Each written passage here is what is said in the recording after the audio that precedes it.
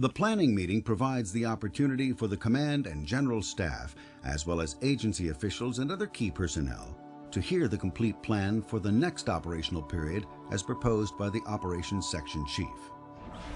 By the time the meeting occurs, the IMT should have vetted the information so there would be few, if any, changes needed during the meeting, and no one is surprised by the proposed plan. The goal of the planning meeting is really to get the final buy-off from the incident management team members and some of the stakeholders, and that's really what it's all about, is getting that final support, that final buy-off where people can walk away and say, this is implementable, it is supportable, and it's going to do the trick. I'd like to welcome everybody to the planning meeting for tonight's operational plan. If I could have everybody kind of check their cell phones, pagers, radios, and if you could kind of keep your side conversations to yourself, certainly appreciate it. With that, let's get going, and we'll start with an update on the current situation with our Operations Section Chief, Rich. Thank you, Jeff. The incident we're working on started early this morning when a tractor trailer on Highway 265 was making the transition onto Highway 71. In the process of coming off the transition road, it went off the road, overturned, and spilled its load of diazinon. The trailer was loaded with 15 300-gallon totes of diazinon, which spilled. We also have a spill of about 200 gallons of diesel fuel from the truck. The spill, the chemicals started down through this drainage here, went through a culvert underneath the freeway, and continued on. It currently has contaminated a couple of the water ponds along the drainage there, pond number 2, and we're checking into contamination right now in pond number 3. Driver had moderate injuries, was transported to one of the local hospitals. For scene control right now, we have 6 roadblocks set up on 265 and 71. Our biggest concern right now is that the chemicals will continue downstream here in this drainage and have an impact on 2 domestic water systems downstream. We have advised those water companies that the potential is there and they're prepared to shut down those intakes. Okay, thank you. Okay, we do have the incident objectives posted right here. They are the ones that were developed during the Unified Command meeting, just confirming that they are still valid. Still valid. Yes. Yep, still good. All right, sounds great. Let's get started about what's going to happen tonight. I've got the weather. Looks like this is going to be the calm before the storm, essentially starting tonight. Coming from the southwest, we've got a fairly good storm coming in, so it'll be increasing clouds, possibility of 1 to 2 inches of rain. 68 degrees tonight. Winds are going to be out of the southwest, about 5 to 15. Looking towards the morning and throughout the day, eventually it'll be a high of 86. Winds again are going to be pretty much the same as far as the 5 to 15 from the southwest. So with that, to set up the operational plan, I'll have Rich come up and talk about what he's going to do tomorrow. Rich? Okay, thanks again, Jeff. All right, we're going to continue with the organization as it's presently set up. We have 2 geographic divisions. We have Division A, Division B, and then we have 3 functional groups that we're going to operate through this operational period. In Division A, we're going to improve the dikes around the spill area. The Operations Section Chief will go over tactics, work assignments, and resources for each branch, division, and group on the ICS 215 wall chart. Any questions about the night operational plan? Thank you. All right, thanks a lot, Rich. Next, with the safety analysis, John, our safety officer. I've done an incident safety analysis based on the tactics as presented by the Operations Section Chief. I've discussed our mitigation measures with him, and we think we have a good opportunity to pursue this plan.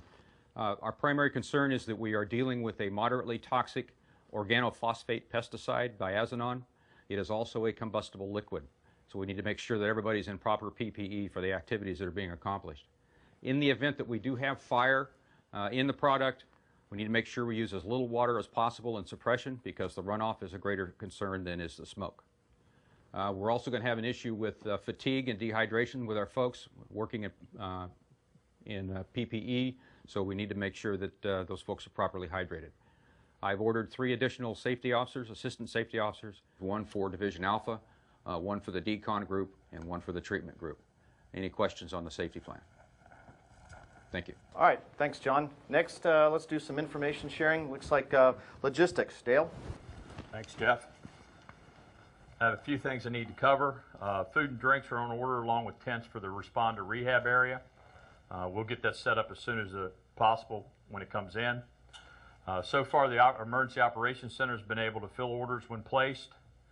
All fresh resources will be here for the operations briefing, and we're setting up a briefing area north side of the Incident Command Post in the A building conference room. Does anybody have any questions for logistics? Next, Jim, liaison. I've attempted to contact every agency that's on the scene. If you're aware of any new agencies that are here, please let me know so I can find out if they're going to have a representative on site. Thank you. Thanks, Jim.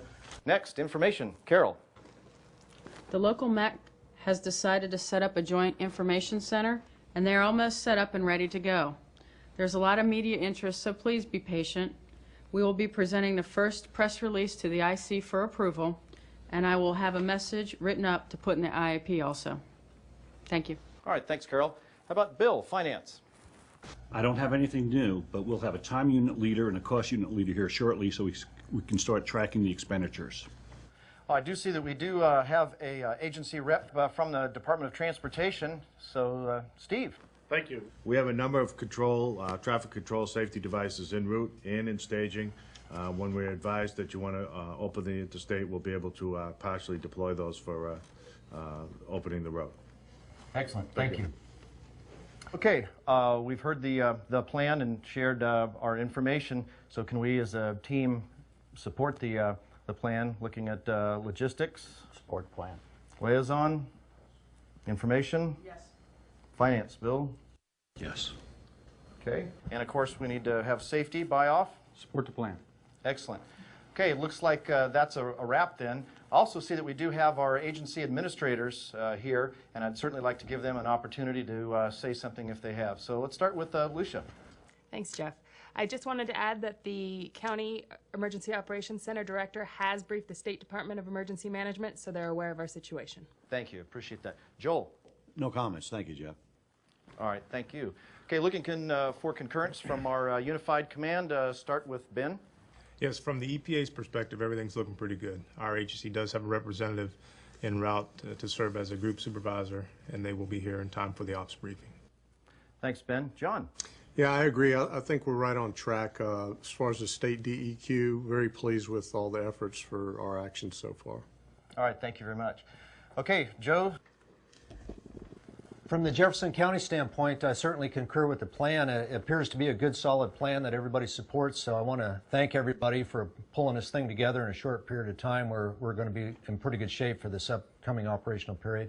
The only other thing I would add is that I'll continue to be the Incident Command, Unified Incident Command spokesperson for the rest of this upcoming operational period, and then we'll hand that over to one of the other ICs tomorrow.